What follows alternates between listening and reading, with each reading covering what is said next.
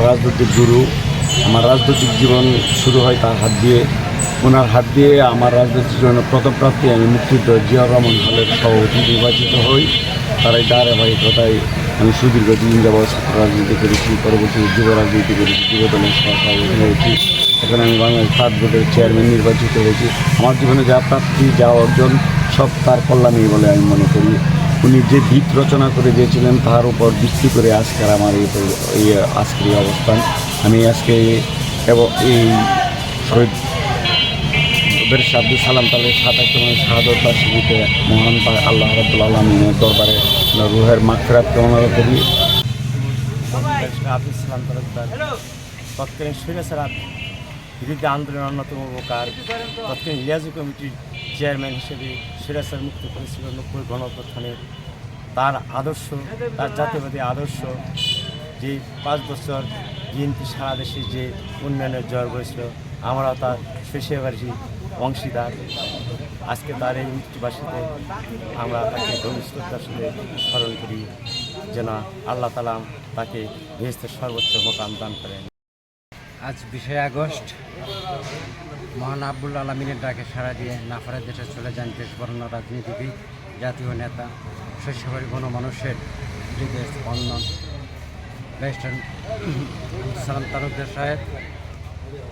তার বিদেহী আত্মার মাগফিরাত কামনা করছি। উনি ছিলেন ৯০-এর যে কমিটির চেয়ারম্যান। উনি শুধু শৈশবের মানুষের কাছে রাজনীতিবিদই ছিলেন না, উনি ছিলেন তাদের হৃদয় স্পন্দন। আজও তার স্মৃতি ধারণ করে, তার জাতীয়বাদী আদর্শ ধারণ করে শৈশবাড়ির আপামর জনগণ তার প্রতি চিরকৃতজ্ঞ। আব্দুল সালাম তালুকদার ছিলেন অনন্য অসাধারণ একজন মানুষ। উনি স্বৈরাচার এরশাদ বিরোধী আন্দোলনের নেতৃত্ব দিয়েছেন, লিয়াজু কমিটির চেয়ারম্যান ছিলেন। পরবর্তী সময় ৯১ সনে ২৭শে ফেব্রুয়ারি নির্বাচনে বিএনপিকে উনি একক সংখ্যাগরিষ্ঠতা অর্জন করে ক্ষমতায় এনেছেন এবং মন্ত্রী হয়েছেন। উনি তার জীবদ্দশা শৈশবাড়িবাসীর জন্য অনেক উন্নয়নমূলক কর্মকাণ্ড, অনেক বেকার সমস্যার সমাধান থেকে শুরু করে অনেক কিছুই উনি নিজের সন্তানের মতো গড়ে তুলেছেন।